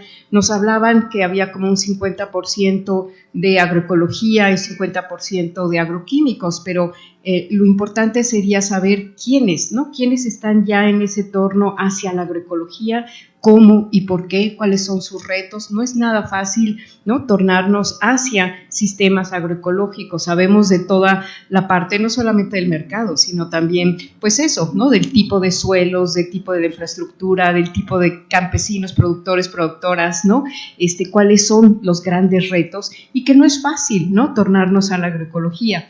Entonces nos hubiera gustado más escuchar quiénes son, ¿no?, los que están en agroecología y por qué, porque podemos ahí pensar más en sistemas de soberanía alimentaria cuando hay un cuestionamiento sobre nuestras tierras, sobre nuestras semillas, sobre la infraestructura misma, pero también sobre el tipo de mercados o el acceso a los mercados que estamos construyendo, o estamos en una franca dependencia comercial en las cuales más bien que favorecernos estrangulece, ¿no?, a los y las productoras, ¿no? Entonces ahí es que cuestionarnos qué tipo de economía comercial, ¿no?, solidaria, o no economías locales, o a qué tipo están accediendo los y las productoras, perdón. Y entonces así podemos ir cuestionándonos, ¿no?, cada uno de los puntos. Nos hablaban también de la parte del riego, ¿no?, de gravedad. Es terrible, ¿no? Aunque sea tradicional, bueno, también hay que cuestionar lo del goteo, que podría decirse es moderno o no. Sin embargo, ¿no?, es un ahorro de agua frente a toda la cuestión del cambio climático. O sea, no podemos pensar que todavía se quedan todos los sistemas de riego de gravedad. Entonces, ahí es cuestionarnos cómo podemos, ¿no?, hacer estos diálogos entre innovaciones agrícolas, ¿no?, en la infraestructura y, ¿no?, cuestiones tradicionales o cuestiones de seguridad o de soberanía alimentaria, es decir, cómo los productores sí pueden, ¿no?, crear sus propios sistemas de riego, aunque sean, digamos, dependientes de toda esta infraestructura por goteo, ¿no?, pero si están siendo gerenciados por ellos o ellas mismas, si lo pueden manejar, ¿no?, lo pueden decir, ok, y además hay muchos sistemas de goteo diferentes, ¿no?, que ahora, a veces podemos decir eso está mal, está bien, pero bueno, con todo el sistema de PET, ¿no?, pero yo he visto una gran cantidad de innovaciones tecnológicas con uso de botellas de PET y no de una infraestructura de gran envergadura, ¿no? Sino a través de todas las botellas del sistema de PET, de PET, y se hacen un pequeño sistema de riego, ¿no? O sea, podemos hacer cuestiones de innovación sin, ¿no?, comprometer cuestiones de soberanía alimentaria. Ahora, en cuanto a la parte de hongueando, ¿no?, en Amecameca o de Elvira, creo que es, ¿no?, muy lindo relato, ¿no?, sobre cómo es todo un día para el honguear, y creo que habría que avanzar un poquito, es decir, nos habló de los saberes o de los conocimientos tradicionales, ¿no? Creo que ahí hay un mundo, ¿no?, completamente interesante, ¿no?, en el cual sentir, bueno, cuáles son las asociaciones de, ¿no?, los hongos con los árboles, ¿no? Elvira nos decía, bueno, él, ¿no?, los detecta rápidamente, sabe por dónde están. Bueno, es que hay procesos de asociación, ¿no? Entonces, como descubrir todos esos conocimientos, decir por qué encuentro más hongos y qué tipo de hongos acá que allá, cuáles son esas interrelaciones entre, ¿no?, todos los vegetales que permiten la reproducción de los hongos, cuál es la relación de hongos con lluvias, o sea, hay todo un mundo a explorar que es muy bonito, y en las cuales hay un libro maravilloso de Anna Tsing, ¿no?, sobre los hongos, ¿no? Y entonces es el entramado de todo lo que sostiene los hongos como el tejido de la vida, ¿no? Entonces podemos explorar e ir un poquito, ¿no?, más allá de cuestionarnos, no solamente una, ¿no?, gran descripción etnográfica sobre ese día, sino después, ¿no?, ver qué conocimientos, qué nos están diciendo esos hongos, qué nos están hablando esos hongos, y donde podemos analizarlo, ¿no?, tipo Anna Tsing, en el sentido de toda la parte, ¿no?, de la ecología multiespecies, ¿no?, cuál es ese rol de los hongos que transforman la vida de las personas y cómo las personas también transformamos la vida de los hongos, ¿no? Es en un ir y venir y en un construir ese tejido de la vida, ¿no? Pero también nos hablaba de comidas tradicionales, de la parte nutricional. Habría que preguntarnos quiénes acceden a esas comidas, por ejemplo, si todavía es la misma comunidad misma de Amecameca, o es más para la venta, o se están exportando, o sea, qué tipo, ¿no?, de comercio, y sobre todo en los sistemas alimentarios tienen el papel, ¿no?, de los hongos en los sistemas alimentarios. Entonces ahí podremos también como ahondar en ese proceso. Y luego también nos hablaba, ¿no?, de ciertos conflictos, ¿no? Si puedo pasar, no puedo pasar, puedo estar aquí, no puedo estar acá.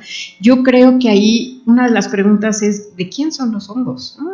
O sea, los hongos son de quienes lo cuidan, los hongos son del dueño de la parcela, los hongos son del bosque, los dueños, ¿no? Entonces, ahí hay como preguntas etnográficas interesantes que podríamos estar, pues, dialogando, ¿no?, con los que recolectan o quienes recolectan los hongos, y podemos entonces traer todo un mundo de, pues, esas relaciones son, ¿no?, lo que llamamos los comunes, ¿no?, o no, los commons en el sentido de Elinor Ostrom, o no, o cómo podemos decidir, ¿no?, quiénes pueden tener el acceso a la recolección de los hongos, y entonces ahí hay un mundo de arreglos institucionales o no, dependiendo si le pido permiso al dueño de la parcela o no le pido, o si yo soy de tal comunidad y tengo derecho a, ¿no?, pero aquellos que no vienen de esa comunidad no tienen derecho a, o si tienen derecho, o se meten, no se meten, ¿no? Entonces todo esto, ¿no?, nos puede provocar una gran cantidad de cuestionamientos, de preguntas, ¿no?, que nos puedan llevar a entender, ¿no?, más los procesos de institucionalidad alrededor de la recolecta de los hongos, ¿no? Y después, ¿no?, con la ponencia de Guadalupe, ¿no?, sobre la cuestión de las mujeres sembrando soberanía, y nos habla de estas tres maravillosas mujeres, ¿no?, en tres lugares distintos, y cómo van construyendo relaciones, ¿no?, de soberanía alimentaria desde el trabajo de las mujeres. Ahora, yo creo que ahí también tenemos que ver a qué niveles estamos hablando, o sea, cómo se construye la soberanía alimentaria. ¿Es a nivel de país? ¿Es a nivel de región? ¿No?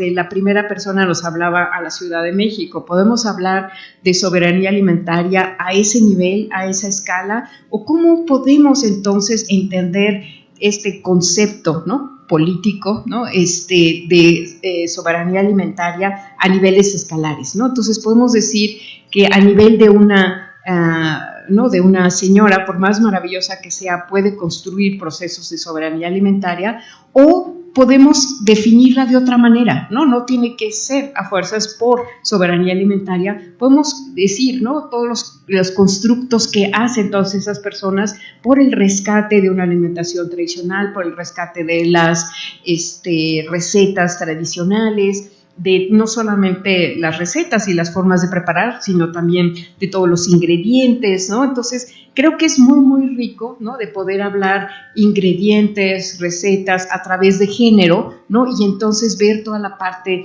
innovadora, toda la parte de rescate, toda la parte de diálogo, ¿no? Que se establece entre mujeres y alimentación. O sea, ¿qué significa el rescate de todos estos alimentos para ellas, ¿no? ¿Qué es lo que está atrás de todos esos procesos de identidad cultural, o cómo se están perdiendo o no, cómo se están transmitiendo estos saberes a las generaciones futuras? ¿Hay un interés? ¿No hay un interés? O sea, creo que ahí podemos cuestionarnos, ¿no? Una gran cantidad de procesos que nos pueden enriquecer mucho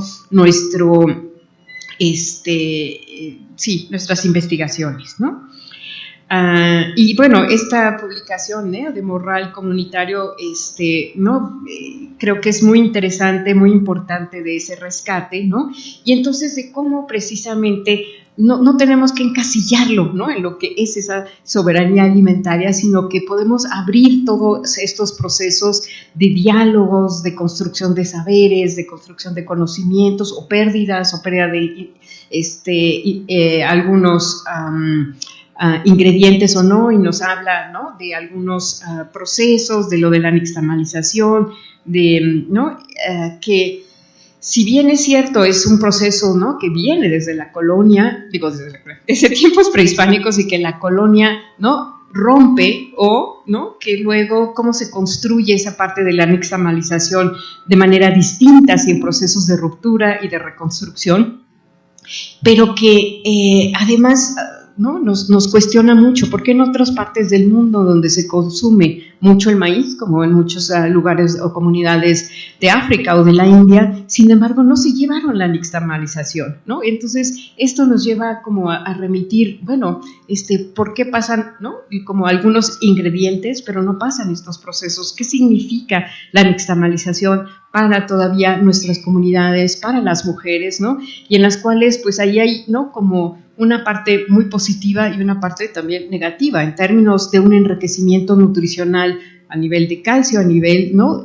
Pero también, ¿no? Las mujeres que destinan muchísimo más tiempo en la cocina para la nixtamalización, ¿no? Entonces, ¿quién les paga esto a ellas, no? O sí, entonces, ¿no? Después ya se consumen las tortillas de maseca y entonces perdemos todo el proceso de la nixtamalización, que implica procesos nutricionales, ¿no? Pero, ¿no? Que está ahí en esa frontera del trabajo invertido, y es una gran cantidad de trabajo invertido por las mujeres en la nixtamalización. Entonces, ¿cómo nos cuestionamos esto, no? ¿Cómo no? Etcétera. Y creo que ahí ella propone un esquemita que hizo, que lo pasó, y que se me hizo súper interesante, de cómo las técnicas o los ingredientes, ¿no?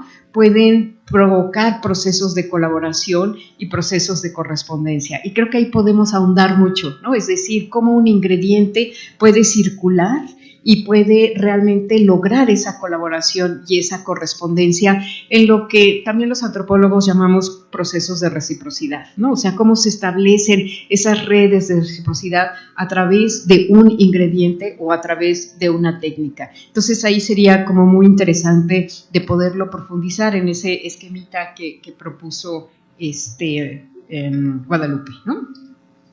Y ahora, en la última ponencia de Alejandra, Olvera, ella nos hablaba, ¿no? De los cambios en la historia ambiental y los cambios socioambientales que han provocado cambios alimentarios, pero no nos dejó como ver mucho, ¿no? O sea, cuáles son los efectos de ese deterioro ambiental en los sistemas agrícolas o en los sistemas alimentarios.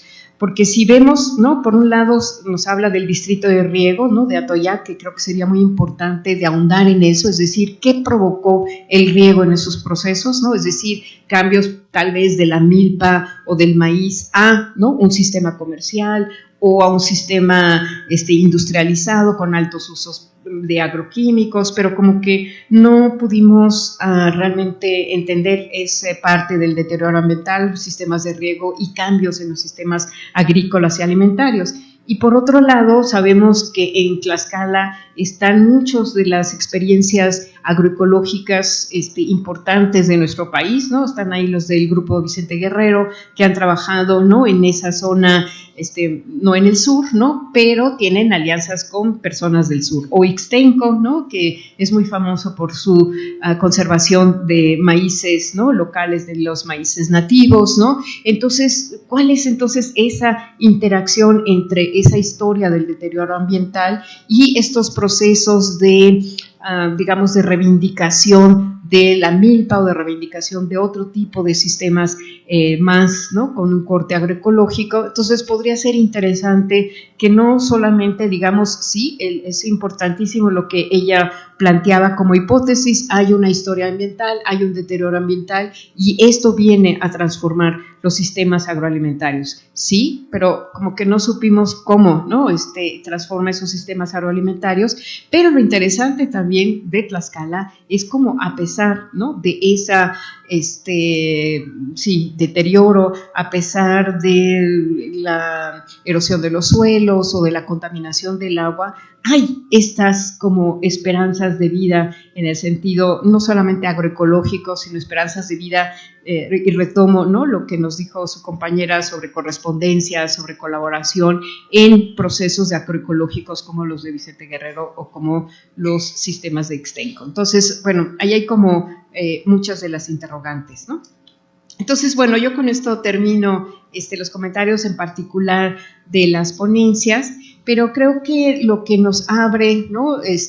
Todas estas ponencias y estas experiencias es ir pensando, ¿no? Sobre procesos, como cada quien desarrolla una de las perspectivas, muchas veces por su interés, otras por su propia formación, otro, ¿no? Por estar en contacto con, ¿no? Cierto tipo de personas, por ejemplo, estas tres maravillosas mujeres, ¿no? O sea, cómo vamos, ¿no? Cuestionando nuestras también experiencias de vida en términos agroalimentarios y cómo vamos formulando nuestras preguntas de investigación, ¿no? Entonces creo que podemos ir enriqueciéndolas y creo que un seminario como el que tienen ustedes aquí de Oportunidad de Cocinas y Vida puede, ¿no? Generar esos procesos de intercambio, esos procesos de preguntas compartidas, ¿no? Y en las cuales podemos realmente conectarnos muchísimo más, ¿no? En estas redes agroalimentarias que son redes entre académicos, activistas, cocineras, para hacer frente realmente a un dominio cada vez más, ¿no? En México de los sistemas alimentarios industrializados, ¿no? Entonces, ¿cómo responder frente a eso? ¿Cómo responder frente a esa cooptación? ¿Cómo responder a una mejor salud alimentaria en nuestro país con, ¿no? Procesos que vayan construyendo, ¿no? En un futuro procesos a largo plazo, ¿no? En términos de una soberanía alimentaria, sí, ¿no? Pero que tenemos que entonces ir entendiendo toda la multiplicidad de esos pilares que constituyen la soberanía alimentaria, ¿no? En términos de qué es lo que está pasando con nuestras tierras, qué es lo que está pasando con el agua, qué es lo que está pasando con cambio climático y cuáles son las respuestas de los agricultores o de las agricultoras en, ¿no? Niveles locales frente a esos procesos de erosión o de cambio climático o de cambio global, lo podemos llamar, ¿no? Pero que nos van haciendo como todo un abanico, ¿no? Muy heterogéneo de cómo entrarle a entender cuestiones de soberanía alimentaria y sobre todo pues para hacer frente a esta avalancha, ¿no? Y a este control de nuestra alimentación por los sistemas o por la industria alimentaria en nuestro país, ¿no? Entonces yo con esto dejo, les muestro dos libritos que acabamos de hacer, fue fruto de un seminario que organizamos ahí en el Instituto de Investigaciones Sociales. Después se los voy a mandar a Laura. Se llaman Horizontes y Experiencias Agroalimentarias en México, entretejiendo actores, escalas y dinámicas de transformación. Y ahí en la introducción, los dos autores, ¿no? Que es Raquel y yo, discutimos precisamente de ¿Qué hacemos con ese término de soberanía alimentaria o de seguridad alimentaria? O, como decía Gustavo Esteva, autonomía alimentaria. Entonces, mejor hablar de autonomía alimentaria que de soberanía. Entonces, hay cuestionamientos que podrían también ayudarlos a, ¿no?, discutir estos procesos, estos términos, estos conceptos, pero que lo interesante, pues eso, es como construir estas redes agroalimentarias entre todos y, sobre todo, ¿no?, tratar de realmente mover las conciencias, no solamente de los consumidores, de los jóvenes, ¿no?, de las jóvenes, en este sentir de los cambios agroalimentarios y cómo podemos dar una respuesta desde lo local, cómo podemos dar una respuesta con beneficio a nuestro campo, ¿no?, a nuestros productores, a nuestras agricultoras, ¿no?,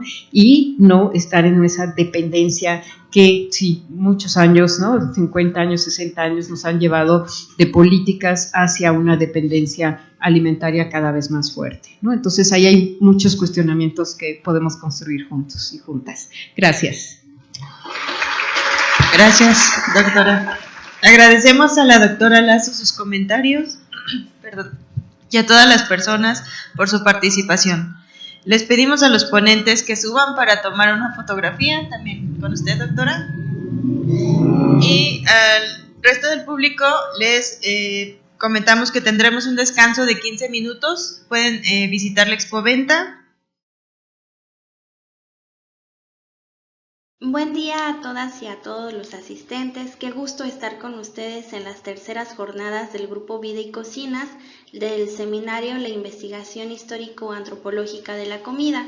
Mi nombre es Viridiana Natalia Jiménez Posada y les quiero exponer esta presentación titulada Vulnerabilidad agroalimentaria y prácticas sociales campesinas en Santiago, Quiotepet, Oaxaca. Son algunos de los resultados de la investigación doctoral que llevé a cabo de los años 2019 al 2023, que se titula El Sistema Agroalimentario Territorial y las prácticas sociales campesinas en un contexto de vulnerabilidad agroalimentaria y conservación ambiental, del posgrado en Desarrollo Rural de la UAM Xochimilco. El contenido que va a tener esta presentación, el objetivo, el lugar, la metodología de investigación, así como algunos conceptos clave, tratar de explicar cómo es el campesinado de esta comunidad y sus prácticas para brindar unas reflexiones finales posteriormente y finalizar con algunas aportaciones que deja este seminario. El objetivo general es analizar la vulnerabilidad del sistema agroalimentario de Quiotepet y su relación con la conservación ambiental, así como las prácticas sociales que garantizan la alimentación y la reproducción del campesinado. El lugar de investigación. Santiago Quiotepet es una comunidad que está ubicada al noroeste del estado de Oaxaca. Es una pequeña agencia municipal de Cuicatlán, conformada por dos asentamientos humanos, la estación y el pueblo de Quiotepet. Entre ambos poblados tiene un total de 258 habitantes y pertenecen a la región de La Cañada.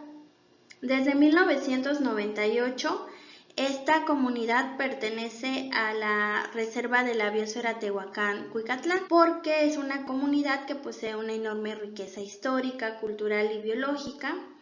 Y en el siguiente mapa podemos ver la ubicación de la comunidad dentro del polígono del área natural protegida, así como algunas fotografías que muestran cómo es la estación y una de las calles del poblado de Santiago Quiotepet. ¿Qué metodología de investigación se utilizó? Se partieron de dos perspectivas metodológicas, la etnográfica y la investigación acción participativa. Y las herramientas que se utilizaron fueron las siguientes. En el caso de las herramientas etnográficas fue la observación participante, las entrevistas semiestructuradas y la fotografía. y el mapeo comunitario y línea de tiempo como herramientas participativas. Se parte del concepto de vulnerabilidad agroalimentaria para aproximarse a la problemática que en esta investigación me interesó analizar, entendiendo que la vulnerabilidad agroalimentaria es la situación que va a caracterizar a los países, sectores sociales, grupos e individuos que son susceptibles a padecer hambre, desnutrición o alguna enfermedad por no acceder física, económica y sustentablemente a una alimentación suficiente, nutritiva y culturalmente aceptable. Esta vulnerabilidad agroalimentaria se puede dar de manera gradual o por cambios inesperados en el tiempo. Este concepto nos ayuda a caracterizar la problemática agroalimentaria según diferentes niveles, de lo local a lo global, y como podemos ver en este mapa, de acuerdo a la definición de González y Macías. Entonces, comentan estos autores que la vulnerabilidad agroalimentaria se da por fenómenos cíclicos, fenómenos eventuales, prácticas agrícolas insustentables y se puede dar de forma progresiva o de manera súbita. Este concepto fue de gran ayuda para identificar la problemática en la comunidad y darme cuenta que efectivamente todos estos fenómenos son causantes de la situación actual vulnerable de Quiotepedt, pero que también hay otros fenómenos que tienen que considerarse, que son los fenómenos sociales, económicos y culturales, donde podemos encontrar el desempleo, la migración, las actividades que las y los actores realizan como trabajos temporales, ¿no? Las celebraciones, las fiestas, ¿no? Que también pues hay algunas prácticas que colocan a esta comunidad que sea vulnerable. Y se identifica que las políticas públicas, en este caso la política de conservación ambiental, a partir de las restricciones que se establecen en el territorio, pues aportan a esta vulnerabilidad. Y también otro concepto que fue clave fue el de prácticas sociales, para hacer referencia a todos esos modos a través de los cuales el campesinado materializa sus acciones, tanto a nivel individual como colectivo, para enfrentar determinadas situaciones y ofrecer alternativas de solución. Además de que en el territorio es donde emergen estas prácticas, son parte de su cultura y son indispensables para comprender los vínculos y el actuar que los actores sociales tienen y la relación que establecen con su entorno social y natural. De manera que estas prácticas sociales van a permitir a los actores sociales enfrentar su realidad, buscar alternativas de solución a las problemáticas que enfrentan y proponer algunas soluciones que les favorezcan. Aquí podemos ver también que el campesinado de esta comunidad pues posee vastos conocimientos y amplias prácticas productivas y alimentarias que les ha permitido garantizar su reproducción. La serie de prácticas sociales que las y los campesinos desarrollan en su cotidianidad pues les ha permitido garantizar su alimentación, garantizar su reproducción, y entre algunas de las prácticas sociales que podemos mencionar pues está la organización comunitaria, porque esta organización que ellos establecen pues es la que permite la administración de sus recursos sociales, culturales, naturales y económicos. Tanto la agencia como los núcleos agrarios existentes, el núcleo comunal y ejidal, permite la gestión de los recursos naturales. Y esto es importante porque hay un control sobre los recursos en el territorio y también el manejo que se le hace. Este campesinado pues es pluriactivo, producen principalmente limón, también otros frutales como el mango, el zapote, el tamarindo, por citar algunos. Además se dedican a la ganadería, el comercio y migran a las ciudades principalmente de Oaxaca, Puebla, México y Estados Unidos. De modo que la mayoría de las unidades campesinas sobreviven gracias a la diversificación de sus actividades. Asimismo, pues el hecho de formar parte de la reserva de la biosfera permitió que ellos incursionaran al ecoturismo desde el 2007 y en unión con otras comunidades que también se dedican a esta actividad, crearon la ruta de la Reserva de la Biosfera Tehuacán-Cuicatlán. Asimismo, se aliaron con otras comunidades de la Cañada Baja de Oaxaca para formar la Unión Cítrica Tecomobacuit.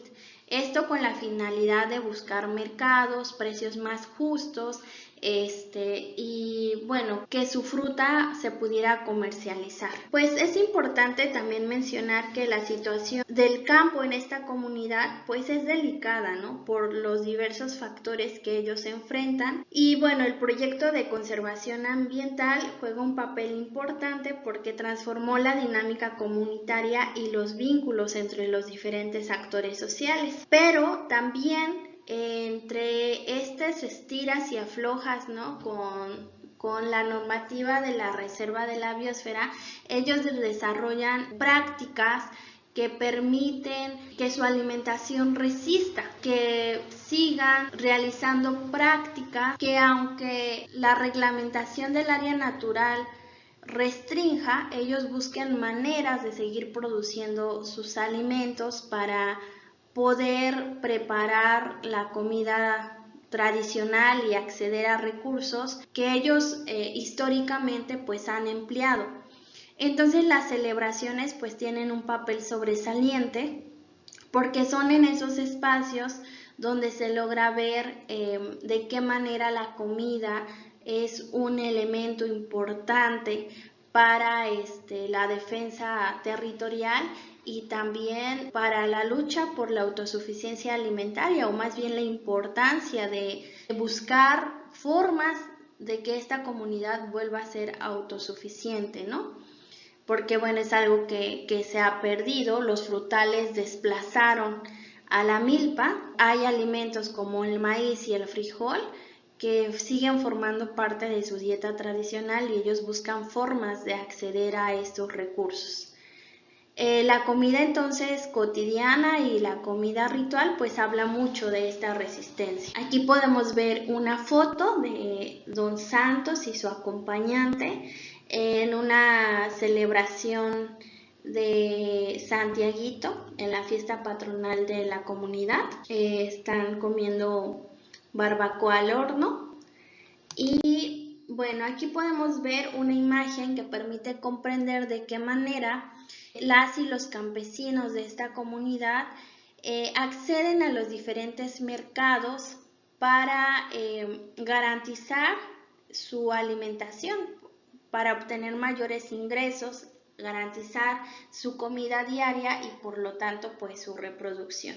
Entonces ellos acceden al mercado de productos, de trabajo y de dinero a partir de diferentes prácticas. Por mencionar algunas, en el mercado de producto pues ellos compran insumos para la producción frutal, alimentos y otros artículos de primera necesidad. En el mercado del trabajo pues realizan trabajos temporales, migran, se desempeñan en diferentes oficios y en el mercado de dinero pues piden fiado, acceden a créditos y abren cuentas bancarias, ¿no? Por citar pues algunas de esas prácticas. Como lo comentaba, la comida pues es una forma de resistencia. Este cuadro es muy importante porque permite ver que algunos platillos que son tradicionales, por ejemplo los tamales de frijol, el mole, el arroz y las tortillas, pues varios de los ingredientes para su elaboración ya no se producen en la comunidad.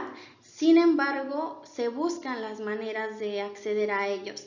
En el caso del chile, del maíz, pues es como todavía existen algunas unidades campesinas que las producen. Algunas reflexiones para finalizar esta presentación, pues es que la Reserva de la Biosfera ha limitado las actividades productivas para la subsistencia y el acceso a los recursos naturales.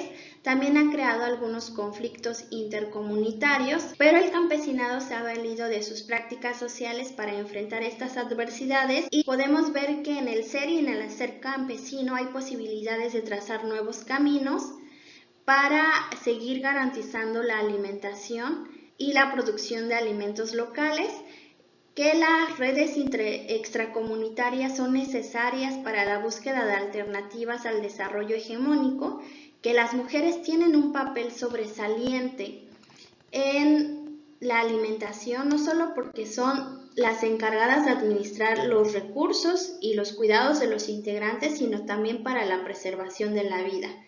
Y no se puede proponer una conservación ambiental que afecte a la alimentación de la población local, ni tampoco sostener un sistema alimentario que explota la naturaleza, provoca desequilibrio ecológico y problemas medioambientales. Finalmente, me gustaría mencionar algunas de las aportaciones que tuvo este seminario, pues permitió justamente crear un espacio de reflexión entre integrantes que pertenecemos a diferentes disciplinas, pero también es una visión pluricultural porque no solo somos personas de México, sino de otros países de Latinoamérica, y eso fue sumamente enriquecedor en las discusiones que se llevaron a cabo en cada una de las sesiones. Asimismo, se abrieron nuevos cuestionamientos y yo creo que a todos los que conformamos el seminario pues nos dio nuevas luces hacia dónde podemos dirigir investigaciones, qué hace falta aún estudiar, qué es necesario aún seguir discutiendo y crear una red de conocimientos que ayuda a todos los integrantes para expresar dudas, retroalimentarnos, y pues que siempre fue en un espacio pues horizontal y lleno de respeto. En ese sentido, pues agradecer a la doctora Laura y al profesor Leonardo por todo el acompañamiento que han hecho y por supuesto al resto de los integrantes del seminario. Para finalizar, pueden ver las fuentes consultadas y no me queda más que agradecer su atención y les envío un cordial saludo. Hasta pronto.